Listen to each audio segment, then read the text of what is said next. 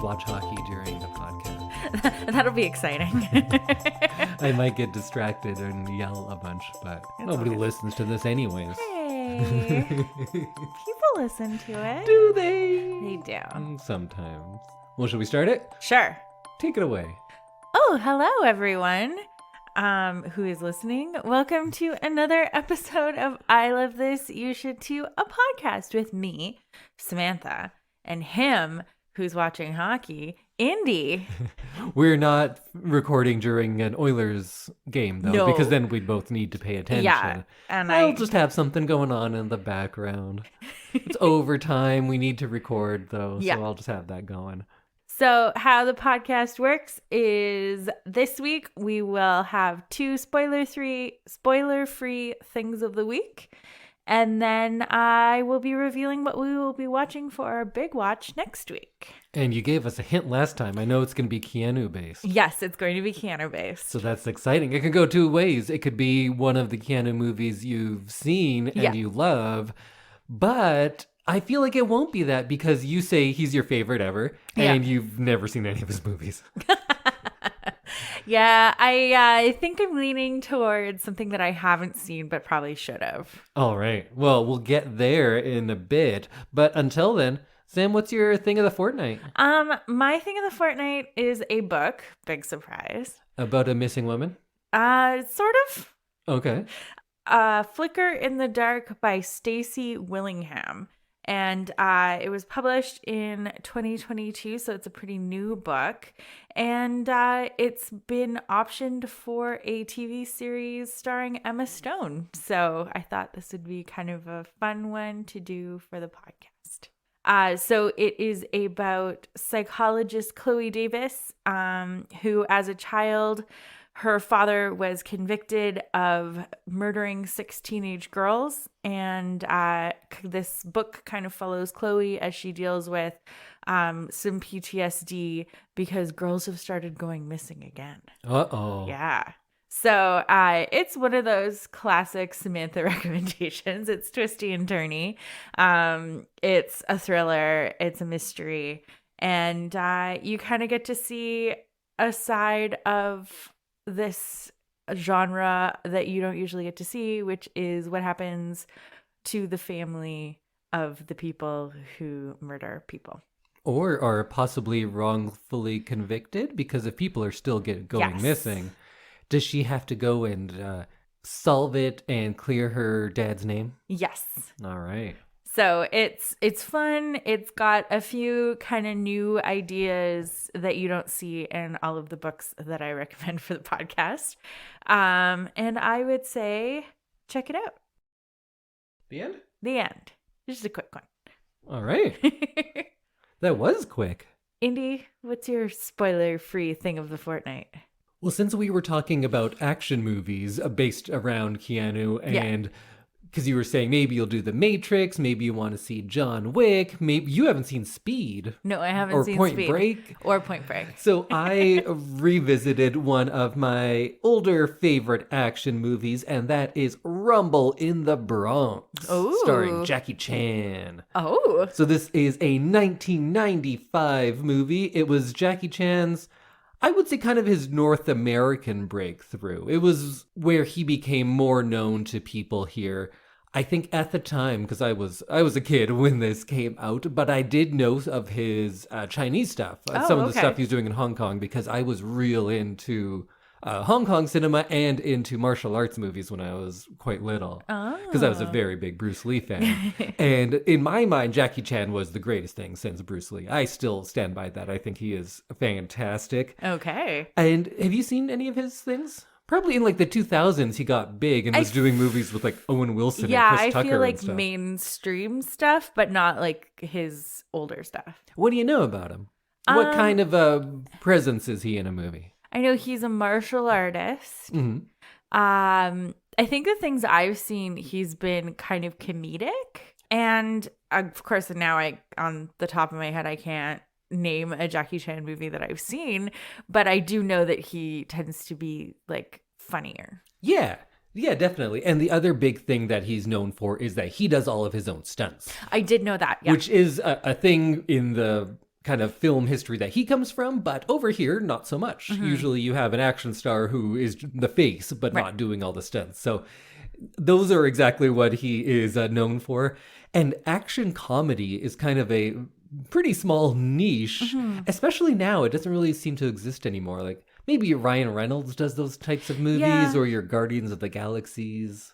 Yeah, with those like quippy asides. Yeah, I guess that's the closest thing we really have outside of Jackie Chan, who's still going strong. And I enjoy that. Gotta love him. I think it makes it fun. Yeah, and he's not just someone who says a funny bit. He does funny bits in the fighting. Oh. Which is something that I don't know anyone else who's really doing it. And he does a lot of like prop fighting. Like he'll use someone's jacket, or in this movie, he's opens a freezer and smacks someone and then hides in the fridge part and jumps out, and like there's a lot of really interesting choreography, and he does all of that kind of stuff himself. Cool. So it's a super simple and kind of dumb plot. Somehow there's this poor boy in a wheelchair and a bunch of diamonds get stashed in his cushion. Why? I don't know. There is a story about like a street gang like beating up on people in a market, and then there's this other big drug deal or like a diamond smuggling operation. It doesn't really make sense, but it doesn't have to, because that's not what a Jackie Chan movie's all about. This was shot in Vancouver, despite being called Rumble in the Bronx. You can see the mountains a couple times. Oh. And I know they had to add a lot of graffiti because Vancouver was too clean. Oh, I would have assumed it would have been shot in the Bronx. Oh, that's too expensive. This was a relatively low budget movie. I think it was like $7 million or something, which was big for him at the time. And it was something that was on a bigger scale than movies that he had done in the past. And the tagline for Rumble in the Bronx is "No fear. No stuntman, no equal." Whoa. Which I like, because they're selling Jackie Chan for Jackie Chan. It's not like, hey, come see this fun movie with this great story. It's like, no, look at this guy. He's insane. He's Jackie Chan. I do remember him being like advertised as like a big box office draw. And that is amazing to me. The idea of somebody coming and taking over Hollywood, essentially, because he made a lot of really, really big, successful action movies through the 90s and the 2000s. And this is someone who's kind of older looking, doesn't speak great English, but his skills are just so much better than everyone else that they're like, he just kind of has to be a star. And it's not just all of the martial arts stuff, which of course I think he's fantastic, but he has a certain charisma to him. I think he's a very charming on-screen presence, and a very different one than we usually get, because he's kind of the aw shucks everyman, but then also the best fighter in the world, which is like a fun little combination.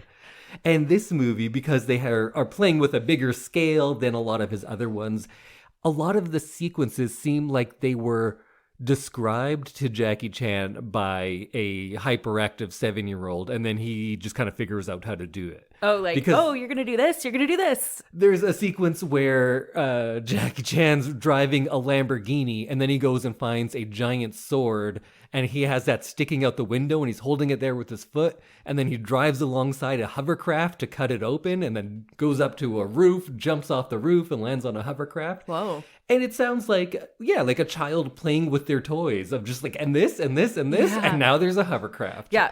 And that's how this movie is, and I think that is great. And I love that the credits in this movie are just people getting seriously hurt or falling, because it's the bloopers. He usually does the bloopers over his credits because they are wild. And I appreciate this movie just like how someone would watch a movie like Avatar or 300, and they think that, well, yeah, maybe it's not the greatest story, but look how amazing this looks. And to me, I'm not all that impressed by that, but the same thing works on Jackie Chan movies. Like, yeah, the story is not good. The acting is not good. In fact, this one is all dubbed and not well dubbed. Oh. So it's very clear that those people aren't saying their lines, and it seems like a poorly dubbed movie. But because of this one specific thing, because of Jackie Chan and his stunts and all of these crazy imaginative things he's doing, it still makes it a very engaging watch. And then in the outtakes, you get to see him break his ankle. What? And he just snapped it, and you can see it. And that's in the movie. that makes it in. But then for the rest of the movie, in the outtakes, they don't cut away around it. So you can see that he's doing all of these stunts with a huge cast on his foot. And he just has a big sock over top that's painted to look like a sneaker. But when you actually look at it, you're like, why is his shoe like 12 sizes bigger on one side? It's like because it's a cast. Shoe. Yeah. Oh. So he's jumping off of buildings and landing on fire escapes, all with a cast on. That's incredible. So it's even that much more impressive. And then, yeah, like I said, Jackie Chan is a charming presence because in most of his movies, his character development and his interactions with the criminals are like, hey, you should be nice. He beats them up and says, be nicer to women. And they're like, okay, sorry. And that's it, right? Oh, that's funny. It's that simple. I like that.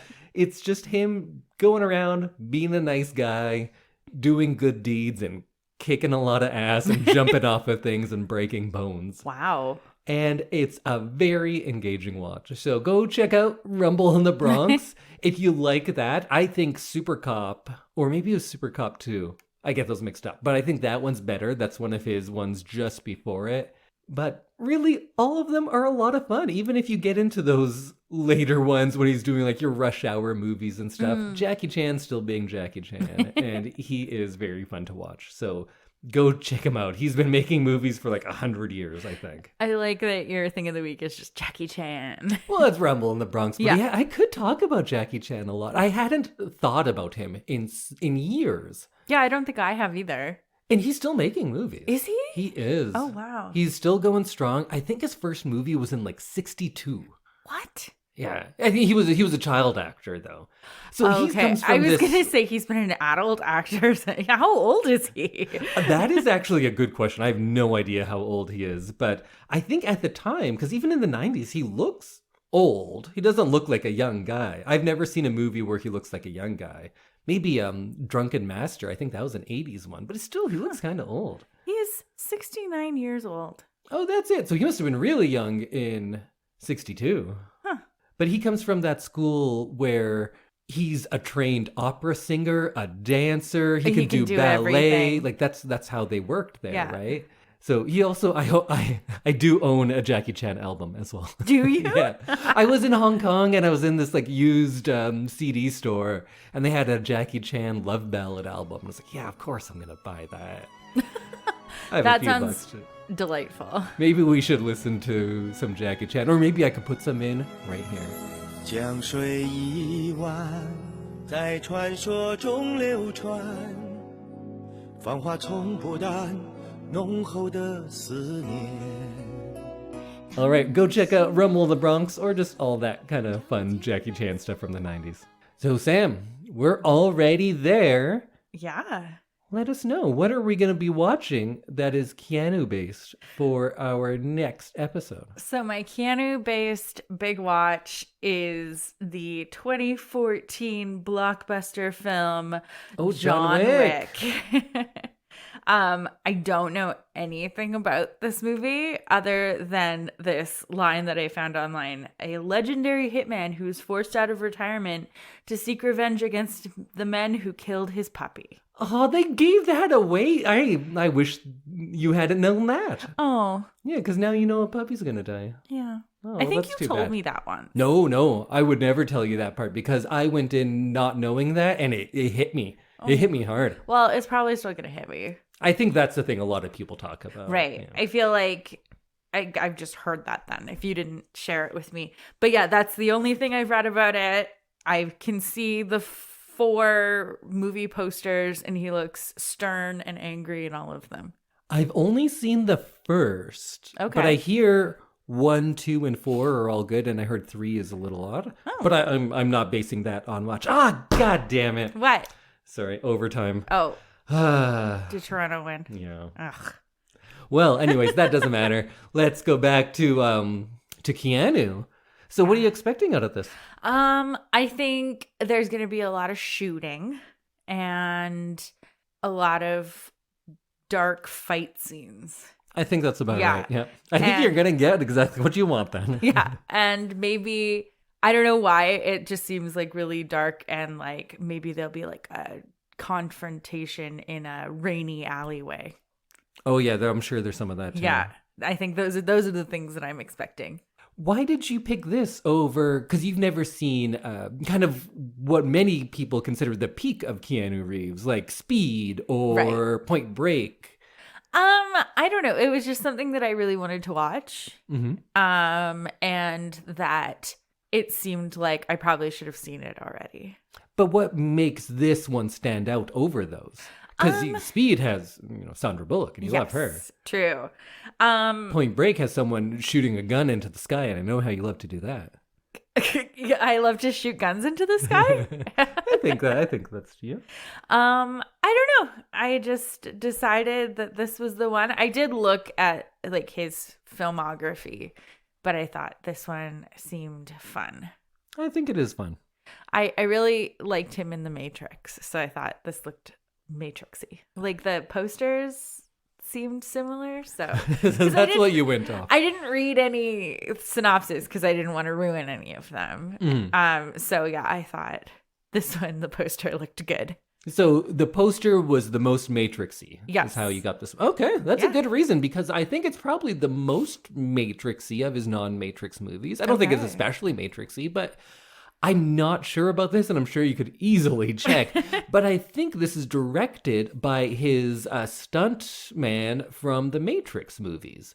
Oh. So that's why it is so action heavy in a very specific way, because it's not action from somebody who doesn't make action stuff. It's someone who knows all about it, like a Jackie Chan. Oh. Yes, he was Keanu Reeves' stuntman. And what's the director's name? Chad Stahelski? Who I believe was attached to do the Ghost of Tsushima movie once that comes out. I'm not sure if that's still happening, but last I heard, he was attached to it. It is mentioned under his name. All right. Well, I'm excited for that too, because he has done very good work with John Wick. I thought it's a solid action movie. Well, I'm excited because I feel like it's time to do another action movie. Let's do it. Excellent. All right. So hug your puppies tight, get your guns, maybe a cool black coat, and we'll see you here next week while we talk John Wick. Excellent. Just one, right? Just one. We're just going to watch number one. Maybe the reason it was at the top of my head was because the fourth one just came out, but right. I can't wait to talk about it next week.